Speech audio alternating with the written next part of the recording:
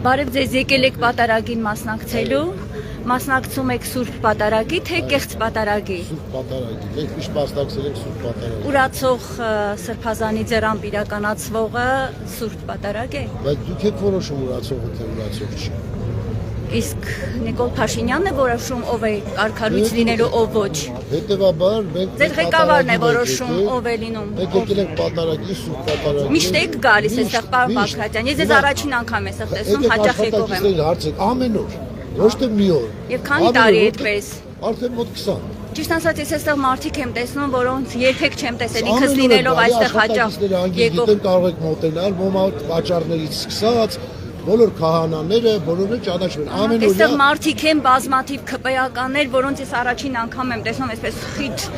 այսպես իրենց այցով։ Ազնիվ լինենք մեր հետ, բայց եկել ենք մենք, չէ, մեր օկուպանտն ենք կատարում, մեր աղոթքն ենք հղելու առ Աստված։ Պետք չի որ այսօրով մենք այս քաղաքական իրավիճակները։ Պարոն Բագրատյան, ինչ է ամեն ինչ տանում եկեղեցու պառակտմանը Նիկոլ Փաշինյանը, ինչ է ուզում Նիկոլ Փաշինյանը, Փաշազադեի հրահանգն է կատարում։ Տեսեք սխալ բան եք ասում։ Ինչու՞։ Որովհետև կոպիտ խոսքեր եք ասում չհիմնավորված։ Փաշազադեի հայտարարությունից հետո չսկսեց եկեղեցուն թիրախավորել։ Չէ, մի վարքյան, ես հարց եմ տալիս։ Հիմնավորել, չէ՞ ասած։ Հարց եմ տալիս, 2 օր հետո Փաշազադեի հայտարարությունից հետո կտրիչ Ներսիսյան երեխա ունի, ինքն ասա գնա երեխա ունեցի։ Նիկոլ Փաշինյանը իր ընդդիմադի ժամանակ, Նիկոլ Փաշինյանը ընդդիմադի ժամանակ անընդհատ խոսում էր Նավասարդ Կրճոյանի կոռումպացված լինելու մասին, հիմա նստում է ձեռք է սեղմում, իր հետ որոշել է եկեղեցին ավերել։ Առողջացնել իրենց հարցերն էլ նայում, չէ՞։ Նիկոլ Փաշինյանն է իրավունք ունի առողջացնելու եկեղեցին։ Ես ու դու իրավունք ունենք։ Սահմանադրությունն ինչ է ասում, դուք պատգամավոր եք, լավ գիտեք, սահմանադրորեն պետությունն ու եկեղեցին տարանջատված են։ Հիմա ովքեր են այդ հարց բարձրացրել, արքեպիսկոպոսներ եւ եպիսկոպոսներ, այսինքն մեկ ինչ կապ ունի։ Ոնց։ Մեկ ինչ կապն է, երբ որ արքեկի Նիկոլ Փաշինյանը որոշել է կոմպրոմատներ է դրել այդ մարդկանց առաջ, իրենք անկեղծորեն ինձ նաև ոմանք ասել են։ Ինը բարձրաստիճան հոգևորականներ ստորագրել են պահանջելով, որ կաթողիկոսը դադարեցնի իր լիազորությունները։ Պիտի գնան Նիկոլ Փաշինյանի մոտ այդ պահանջը ներկայացնելու համար։ Դե թող գնային ներկայացնեն մի 5-10 տարի առաջ։ 2 ամիս առաջ դիմել են խնդրելով, որ այդ հարցերը լուծեն, չեն քննի։ Պարոն Բագրատյան, դուք հին պատգամավոր եք, այսպես են լուծում եկեղեցու հետ կապված, եթե կան խնդիրներ, հարցերը, հա։ Եկեղեցու ներսից է դա արվում։ Եկեղեցու ներսի եպիսկոպոսը ինչ կապ ունի իմ ձեր հետ։ 2018-ից այս իշխանությունը փորփրում է անընդհատ եկեղեցու տակ, նոր Հայաստան, նոր, չգիտեմ, ինչ է։ Եկեղեցին է փորփրում։ Ով էր պահանջում իշխանության հրաժարականը։ Ով տվեց Արցախը։ Կաթողիկոսը Եկեղեցին նաև հայոց եկեղեցին պետք է պաշտպանի նաև Արցախը եւ հայ ազգի։ Այս եկեղեցու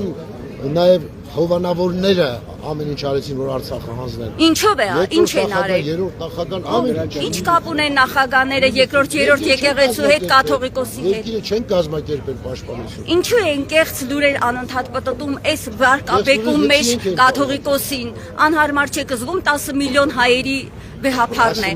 Անհարմար չէ կզգում։ Անհարմար է զգա որ կուսակրոնությունը խախտել։ Դուք ինչ գիտեք, որտեղ ձեր փաստը, ինչ հայտարարություն։ Անհարմար չէ կզգում, մտնում եք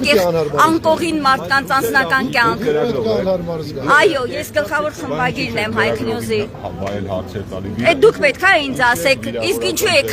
վիրավորում իմ եկեղեցուն եւ վեհափարերին։ Ինչու է սրբած։ Դուք ինձ դասմի տվեք, ես խոսում եմ պարոն Բագրատյանի հետ, խնդրում եմ։ Պարոն Բագրատյան, ես ձեզ հարգելով տարիներում իմանալով ձեզ որպես տարիների պատգամավոր, դուք այս գործելավոճը ահր եկեղեցուն ուղված այս քայլերը ազգակործան, դուք որպես այս տարիքի անձնավորություն հայ մարդ, նորմալ է գնահատում, անգամ այդ բազմաթիվ խնդիրներ, եթե անգամ ունենան, նորմալ է այս իրավիճակում, երբ որ մենք տեսնում ենք ինչ դրսից ինչ ազդակներ են գալիս։ Դուք համաձայն եք, որ եկեղեցակ հոգևորականները պղծություն անեն եւ մենք լռենք։ Դսեք,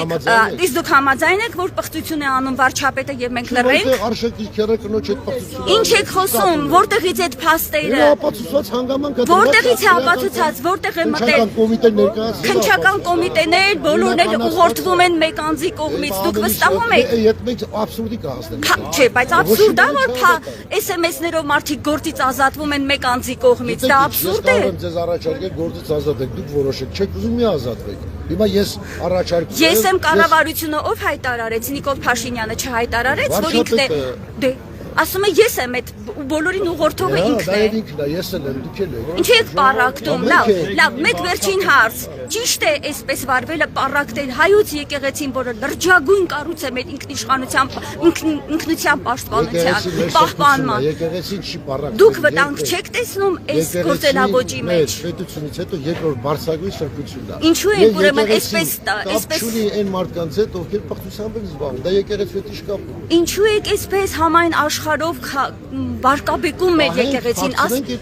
Դե ուրեմն Փաշազադեին համահունչ քայլեք։ Եկեղեցականի, որը Փաշազադեն հայտարարեց հայոց եկեղեցին ռևանշիստական է, 2 օր հետո Նիկոլ Փաշինյանը սկսեց իր արշավը եկեղեցու դեմ։ Փաշազադ մեկնի Փաշազադեի պղծություններով զբաղվում։ Հայ